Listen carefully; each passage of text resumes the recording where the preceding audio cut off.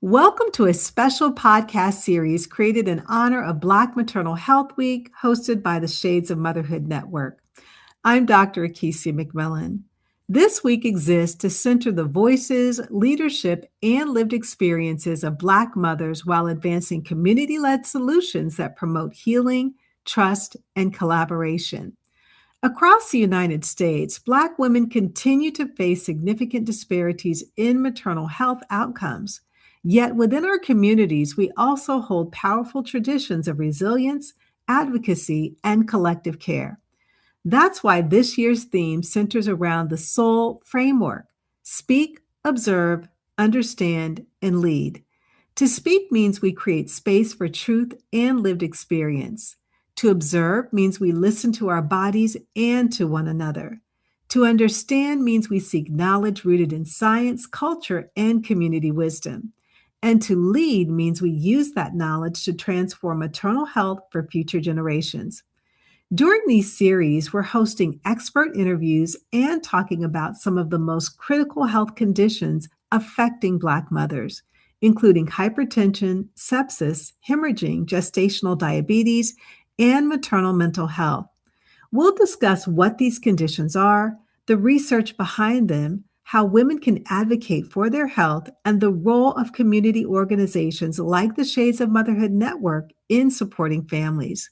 This conversation is about awareness, empowerment, and change.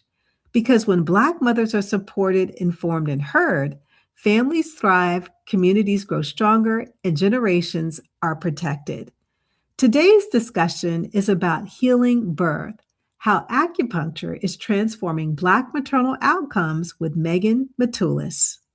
So, for those of you that don't know Megan Matulis, I'll share a little bit about her background and what she's doing in the Spokane community. Megan is a licensed acupuncturist and she's a board certified herbalist. She's a practitioner who believes that healthcare should be as multifaceted as the people it serves. Whether she's helping a patient navigate a complex hormonal imbalance or providing a space for deep relaxation or stress relief, Megan's approach is rooted in a profound respect for the body's innate wisdom. Her love for healing extends far beyond the clinic walls. A true enthusiast of nature and herbal medicine, Megan is often found hiking the local trails with her family and dog, where she delights in teaching her toddler how to identify the native plants they encounter. When she isn't indoors, she's balancing her clinical work with creative outlets like home manicures, craft projects, reading, and building intricate Lego sets. So, everyone, let's welcome Megan Matulis to the show. So, welcome, Megan. Hi, thank you for having me. Oh, I am so excited about interviewing you today. Just, sharing with the audience who you are. You do so many of the things that I love, like the hiking, being outdoors, and get more insight into building these intricate Lego sets. Because I was with my goddaughter about 4 months ago, and we were in the mall, and she's like, God, Mom, let's go into this Lego shop. I had no idea. Legos have evolved since when I was a kid. Oh, yeah, and they're just so satisfying to see this bag of a mess of stuff, and you're like, how is this going to make a bonsai tree? And then you follow the instructions and put it together, and it's just so satisfying. Yeah, it seems like it would be so therapeutic too, to really Yeah. just kind of sit there and engage with your mind, you hmm know, eliminating all the distractions and just focusing on putting together these intricate Lego sets. Yeah, it definitely helps me unwind and unplug. Yeah, I think I might have that on my to-do list at some point. I gotta at least do one. Yes. Oh, and I love your background as an acupuncturist. And so, how did you actually end up, following this path? Kind of share a little bit about your journey, Megan. Yeah, so I started out in healthcare as a massage therapist. I was young, I was out of high school and had my AA degree, and I was in this limbo. I was like, I don't know really what I want to do. So I picked massage because it was a year program and it seemed interesting, but it really ignited a passion that I didn't know I had for anatomy and physiology and just helping people feel better. And Mhm. so through that journey, I loved it. I really enjoyed it, but I was, in my early 20s and my neck hurt, my arms hurt, it's a really physically demanding job. And so I had that going on.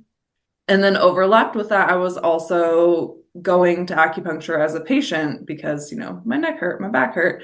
And it really had a profound effect on my personal health. It really helped me transform my health in ways that I was not expecting. And so eventually, kind of both of those things converged, just knowing that I couldn't sustain being a massage therapist until I retired and that I would need to do something else. And just finding acupuncture really ignited that for me.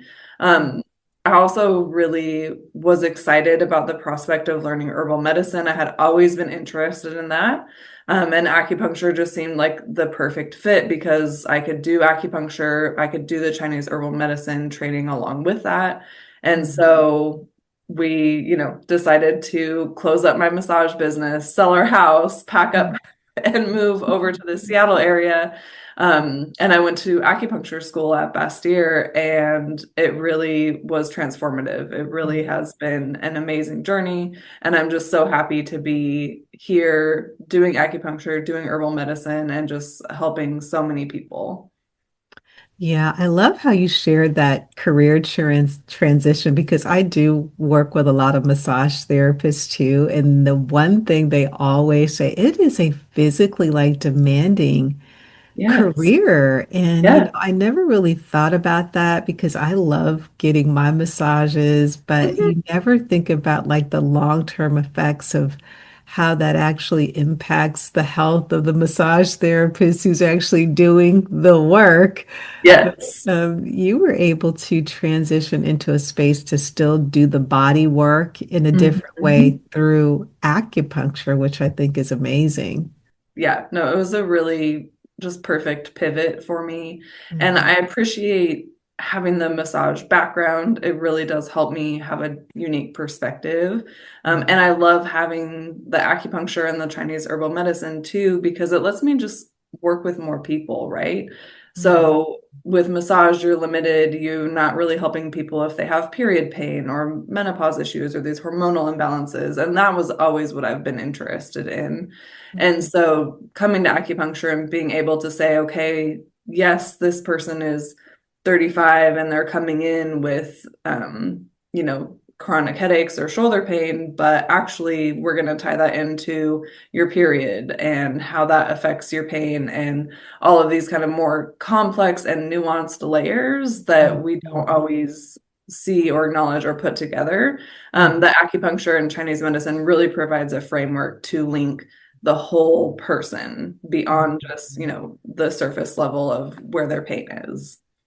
Oh, that is music to my ears, Megan, because I also work in integrative medicine. And many times on the conventional side of medicine, as you just shared, that there's not a lot of investigative work where conventional medicine basically treats the symptoms.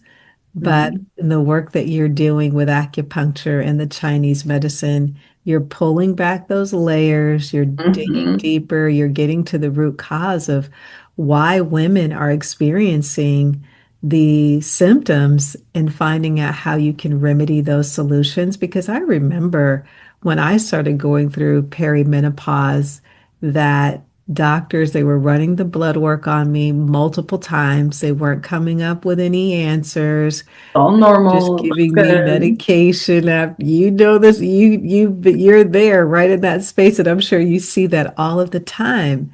But I love the fact that in the work that you're doing, you really are listening to women and getting down to the root cause of why they may be experiencing PCOS, endometriosis, or especially hormonal regulation. Like that's Mhm.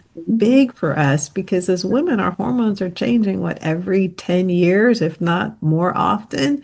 Mhm. So having the work that you do is so essential to the women in community.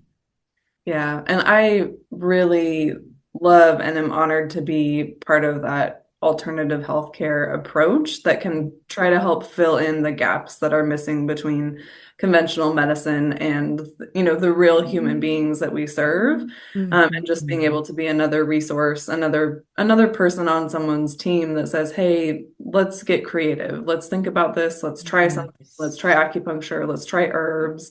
Maybe Mhm. let's send you, work with that integrative approach and refer you to a nutritionist or somebody else." Like really being that problem solver is a really fun and rewarding part of what I get to do. Oh, I'm sure. And just the testimonials that come from the work that you do, I'm sure that you hear so many on a continual basis. And so, as Mhm. you're working with patients or clients, is there one story that stands out for you the most, Megan, that you just, every time you think about it, it just brings you joy or just that client testimonial? Yeah, so I specialize in and am really passionate about supporting women's health. And so one story that is coming to mind as we're talking about this is I had a patient with endometriosis, and she had been through the works to even get a diagnosis of that. As you know, that can be really delayed, really difficult because people present differently, and I don't know, it's not as well understood. The diagnostic process is complex. But anyway, she had been through that process and she had finally gotten a diagnosis, but she still wasn't getting any help to address her symptoms. And so she came in for acupuncture and she did an amazing job of keeping really detailed notes. Um, Mm-hmm.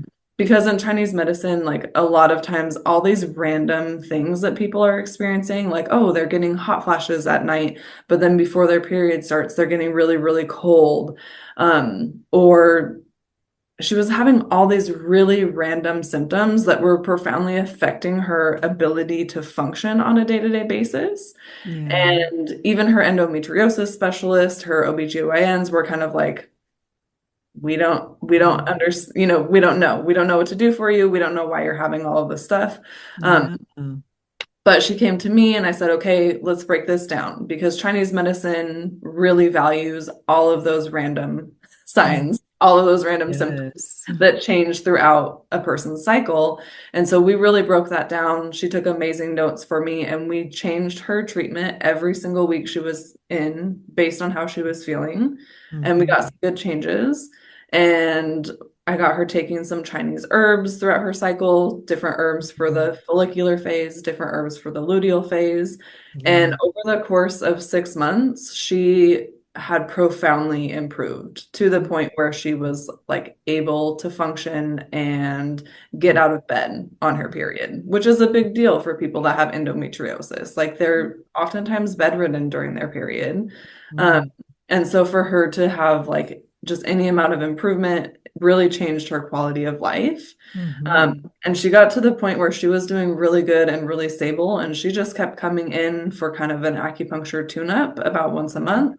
And Yeah. she continued to do well. She continued to improve. And like every month, it was like something's a little bit better, something's a little bit better. Mm-hmm. Um, and so watching her throughout the course of about a year, working with her regularly, like her health completely transformed in a way that conventional medicine isn't able to help or address for people with complex conditions like endometriosis. Mm. That is an amazing testimony, and I love the fact how you said when she was coming in, you would do the assessments and make the adjustments as necessary.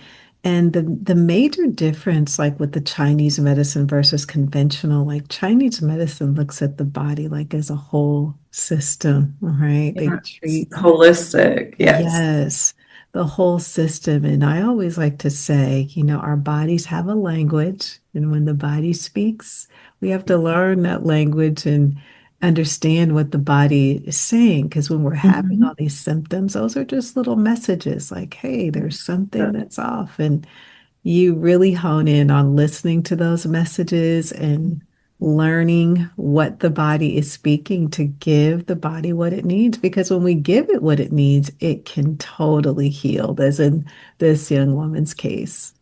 Yes, absolutely. And Chinese medicine provides such a beautiful and complex framework Mhm. to interpret those messages and basically identify, we call it a differential diagnosis, your Chinese medical pattern. Mhm. And we assess where the person is every time they're in. Where are you at in time and space today? What cycle day are you on? What symptoms are you having, right now? And that's what we treat. Mhm. Yeah, and just, the tracking like with the cycles too, I think is so important because many women, like even before I got into integrative medicine, growing up as a young girl, you're told, okay, you have your period for 28 days, but not realizing that each of those days is so significant, different things that we should be doing, but nobody like teaches us those things, Megan. Yeah. Like, Or talking about that you ovulate and what yes. that feels like. Yeah, exactly. I'm like, why wasn't I told this? As growing up, even in my 20s, there like I didn't hear about this until I really got into this integrative space. And so I Yeah. love the fact that you're doing that and bringing the education to Yeah. women as well. Yes. I love that part of what I get to do. Mhm. Now, another significant part of your work is that you are passionate about helping women in pregnancy with acupuncture. So, can you dive a little bit into that to really share how this type of work can benefit women who are pregnant or just helping them to get through their pregnancy? Yes. So acupuncture is so good in pregnancy because in pregnancy, a lot of our options that we might turn to when we're not pregnant for pain or a stomach ache or anything like that are not available to us because they're not safe to take during pregnancy. And so Mhm. acupuncture is great because it is a safe therapy to have during pregnancy, and it can really address a lot of the different common symptoms that come up during pregnancy. And so, kind of running through the trimesters, we do a lot of work with people when they first get pregnant that are feeling nauseous, that are Mhm. feeling exhausted. Good. That are really having those common first trimester symptoms. Acupuncture can do some work to address that. And then when people start feeling a little better, we get into that second trimester glow, then acupuncture is like, okay, cool, you are good. Ideally, come back if you have anything coming up. And then we can do some work in the third trimester when people start getting the pain, right? Like the round ligament pain, the pubic pain, the lower back pain, the sciatica, the foot, all of the stuff Yes. that comes up when people are pregnant. Yes. Um, Acupuncture can help support that in a safe way when we don't really have that many other options besides like some Tylenol and a heating pad for things when we're Mhm. pregnant. And Mhm. so there's that piece that I get to do. There's also some really fun pieces with labor preparation acupuncture, where there's been some really good research that shows that people who get acupuncture regularly before they go into labor have slightly better outcomes than than the non-acupuncture groups. And so we do work to kind of help prepare the body for these processes that are going to happen anyway, right? Like the cervix is going to dilate, the baby is going to drop, all of these things are going to happen. But again, with the power of acupuncture and being able to tune into where that person is in time and space, in this context of getting ready to go into labor, we can help promote those things to happen a little more smoothly, a little more efficiently. So, doing work when people are 37 weeks pregnant, we start working on helping with cervical ripening, helping with Mhm. relaxing the pelvic floor and helping that openness, helping with downward movement so the baby can drop and that cervical engagement can happen. Like those are the things that we get to work on and help with throughout pregnancy. Mhm. And it's just really rewarding because, again, this is an area that is kind of underserved in conventional medicine. Um, Mhm.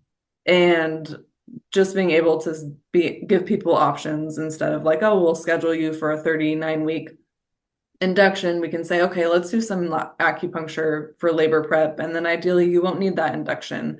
We Mhm. can reduce, hopefully, the need for medical interventions and improve birth outcomes for mom and baby by doing this kind of preparation work throughout the pregnancy, Yeah. so that that labor, so that that birth is more effective and mom and baby are just doing better.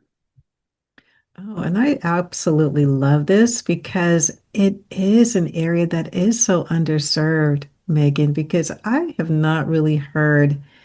You're probably one of the first practitioners that I've really had the opportunity to speak to that provides this type of work to help women through their pregnancy. Like, I just have not heard anyone do that. But being able to have some alternatives, like you said, outside of the heating pad or taking a medication, there is a holistic, natural approach to help women to navigate their pregnancies successfully Mhm. as they're moving along.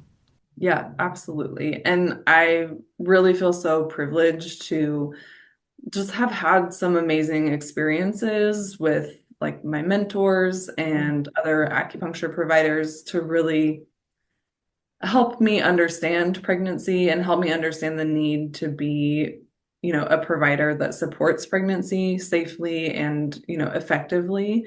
Mhm. And you're right, though, it's not very common because in acupuncture school, we learn about pregnancy off the top of my head. I'm thinking maybe like two or three lectures we had about pregnancy. Yeah. But it's really not something that a lot of people feel comfortable treating. Um, Mhm. right out of acupuncture school. And so, yeah, I just feel so honored to have had some amazing mentorships with really experienced pregnancy and fertility acupuncture providers. Having been able to work in those spaces early on in my career really Yeah. has made me, brought me to this place where I can confidently say, like, I'm the perinatal acupuncturist in Spokane. Yes. If you're pregnant, come to me, like we can do something to help you with what's going on. Whatever it is, we can at least do something about it. Yeah. And that just ties in so beautifully with the work that you do in partnering like with the Shades of Motherhood to help, this Black maternal health crisis for mothers that are going through to really be able to integrate acupuncture as a part of that comprehensive Black maternal care to Yeah. improve those maternal health outcomes. Yes, and that is really another part of this spark and that passion, right? Because we have this information. We know that there's a Black maternal health crisis. We know that the birth outcomes for Black and Brown women are not great compared to the birth outcomes for white women. And then I also know as the acupuncturist, right? I'm like, there's so much that can be done preventatively through pregnancy with acupuncture Yeah. and we can improve those birth outcomes. And so in my mind, I'm just like, let's overlap it, right? Like, let's get the acupuncture on board. Let's use that as a holistic tool, as a preventative medicine to help improve these birth outcomes for Black and Brown birthing mothers. Hmm. And it's just outstanding to, again, be able to bring this into community to let women know that there's an alternative, that there are holistic approaches that can certainly improve those health outcomes, as you've shared, Megan. Yeah. And so, for any woman who is listening and they've never tried acupuncture before, and they're listening and they're saying, hey, this might be something that I want to, incorporate into my lifestyle, give it a try. Are there events that you have, Megan, or how can someone find out about this amazing healing modality? Yeah, absolutely. I mean, I am happy to talk with anyone anytime about acupuncture. We can set up a free phone consultation, chat with you. I love that kind of outreach. And then another option too is I am partnering with the Shades of Motherhood Network, and once a month on the last Friday of the month, we're doing free community acupuncture event at their wellness space in the Northtown Mall. And so what that looks like is really you just email me, sign up. I just need your name, your email address. I'll send you the forms, and then the last Friday of the month from 5 to 6:30 p.m. You can just show up at the Shades of Motherhood space in the mall at their Sacred Wisdom space and get on the acupuncture table and try it out. So at that community acupuncture event, we are doing more wellness focused care. So we're doing acupuncture points on people's ears for stress relief. Or if there's more internal stuff going on, we'll do some points like on the arms and on the legs.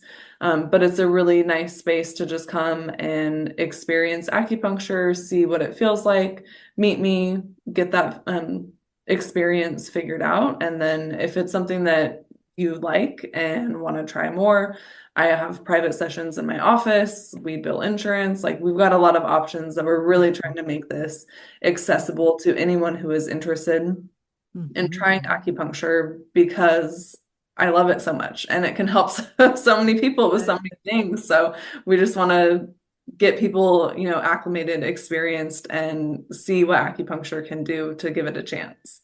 Wow. So, ladies, this is an opportunity for you to experience acupuncture for free. So, mark your Mhm. calendars the last Friday of every month at Sacred Wisdom.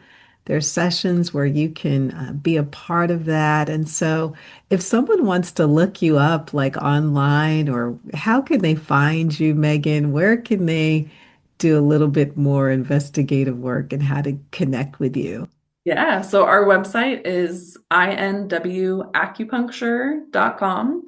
And on there, right at the top, is a schedule button. So if you hit the schedule button, you can submit a form that just says, "Hey, I have questions about acupuncture or my insurance or whatever," and we will reach out to you. We will answer all your questions, schedule a free phone consultation. Like everything is really easy through the scheduling link on our website.